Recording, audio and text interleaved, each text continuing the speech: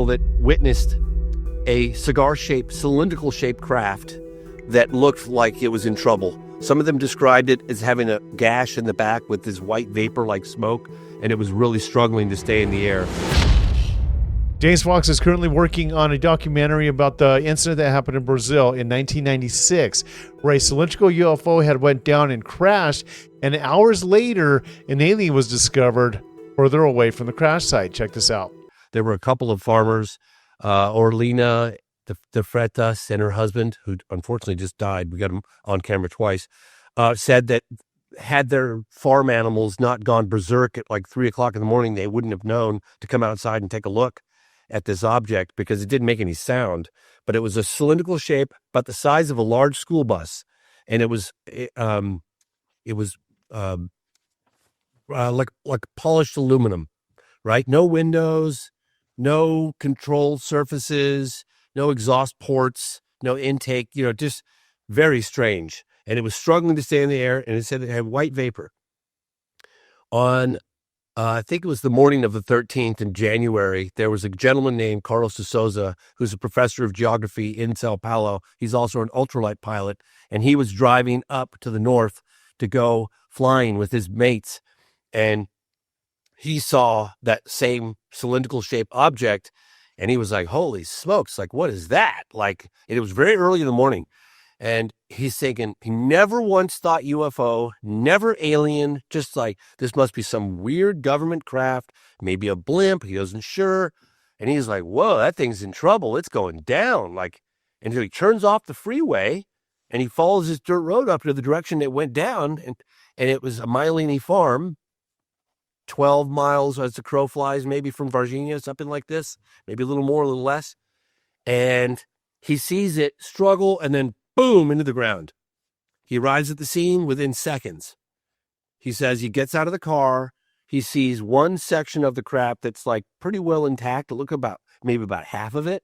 And the other half that was scattered over a very large area, bigger than a football field.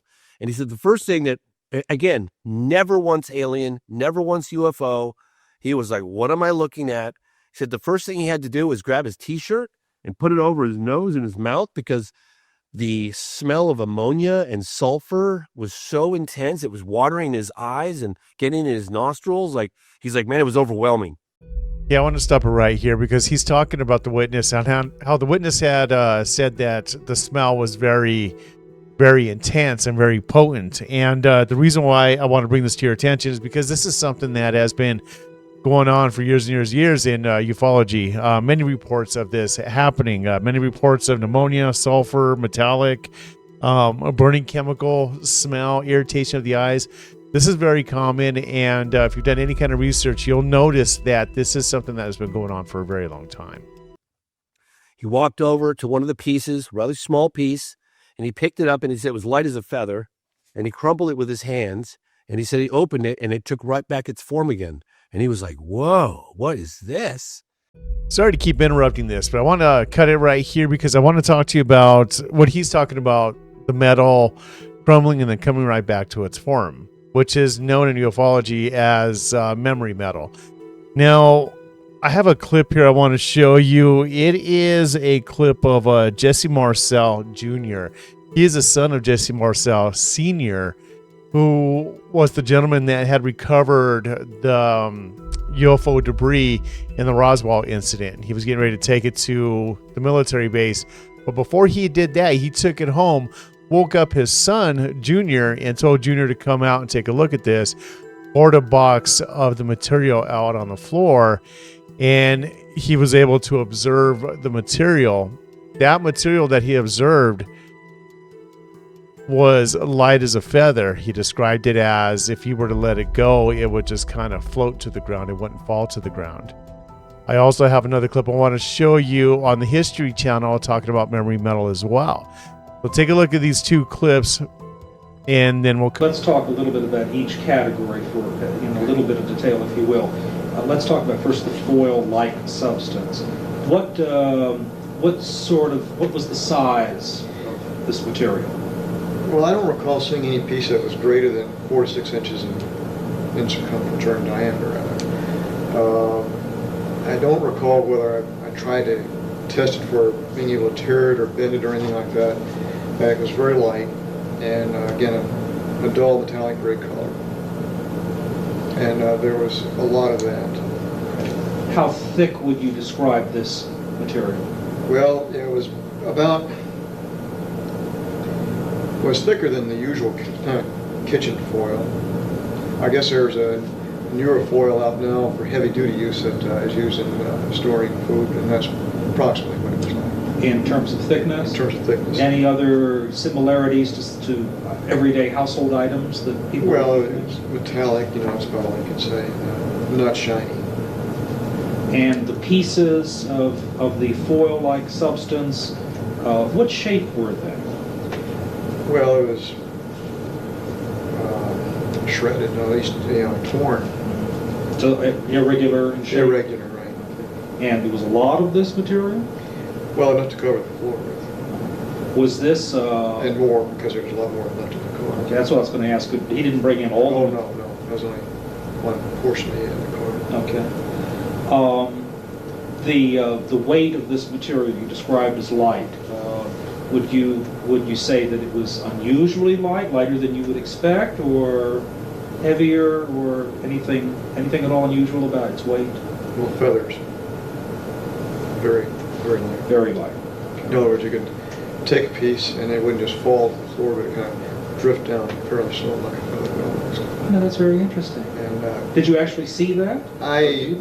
No, I did not, but this is what, I would have thought it would be like, if I would have done that. I would feel like drifting fairly slow. Light as a feather. Okay, so I wanted to provide you those two clips in conjunction to what James Fox is saying, that the witness is saying. The reason why I wanted to give you that is because if what the witness is saying is true, then all this matches up, right? The smell, the odors, the irritation of the eyes. And now we're looking at the metal being light as a feather. This is something that has been talked. This interview that you just saw of Jesse Marcel Jr. was taken in 1989. So this is an old video already. So either those witnesses already know about this, or what they're describing are true events. Now, I'm not saying they are or they ain't. I'm just trying to provide a little bit of information for you so you could come up with your own conclusion on what you think is really happening.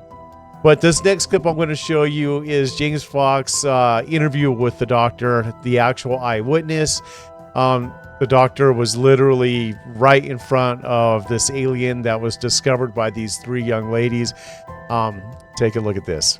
Meu nome é Ítalo Denelli Venturelli. Eu juro que o que eu vou dizer para vocês é verdade, nada mais do que a verdade. Sou médico há 46 anos e em 1996, no dia 20 de janeiro, eu fui chamado para ver um paciente, né? E quando eu fui ver, não era um ser do nosso planeta, né? Que fui chamado eventualmente para dar minha opinião sobre o caso, e eu vi o caso sob o ponto de vista médico. Consciente, sem dor, sem sangramento, respirando bem, muito calmo, muito tranquilo, parecia uma criança de uns 7 anos, branquinho, não tinha mau cheiro, a cabecinha grande, mas em forma de gota, né? Boca pequenininha, uma das mãos estava dentro de um campo e outra para fora. O olho não era vermelho, estava lilás, também em forma de gota, e me olhou de uma maneira muito tranquila, não estava agitado, não estava agressivo, não estava com dor, e na minha opinião não estava com medo também. Na minha opinião, estava entendendo o que estava acontecendo ali. E um olhar muito bonito de ver, um olhar assim sem julgamento, né? 2 vezes ele olhou para mim, olhou para a janela, olhou para mim outra vez. Eu senti assim, eu fiquei próximo dele, né? 1,5 metro, assim, não toquei nele, mas eu fiquei próximo. E a maneira de olhar é uma maneira assim que ele parece que era uma inteligência maior do que a nossa, do que a humana, né? Que ele estava entendendo, apesar de ele estar assim numa situação de defesa, ele não estava com medo, ele estava entendendo o que estava acontecendo, né? Possivelmente deveria ter algum propósito, alguma coisa para estar fazendo o que ele estava fazendo. E a verdade é que eu sou testemunha ocular, eu vi o ser sim. podem falar o que for, brincam, zombam, falam uma porção de coisas, mas eu vi ali, deitado na minha frente. É importante as pessoas saberem que não estamos falando de dinheiro, estamos falando de uma coisa que muda o conceito da humanidade, né? Que é um ser de um outro local. Eu fui lá, não fui procurar, eu fui lá por um acaso, ver um outro paciente e eu vi.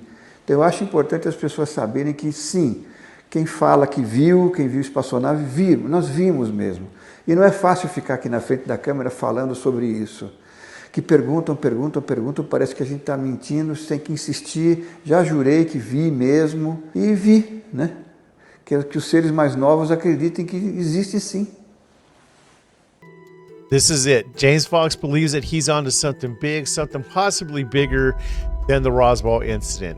I hope that this is real. James Fox seems to be pretty confident that what he's hearing is legitimate stuff.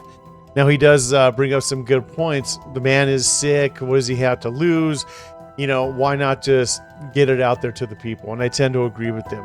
I think James Fox is doing a fantastic job. I hope you guys enjoyed this episode. I hope I was able to provide enough context and enough information to help you kind of decide whether or not you believe this or not. Either way, this video was awesome to do. You guys, I'm out of here. Peace out. See ya.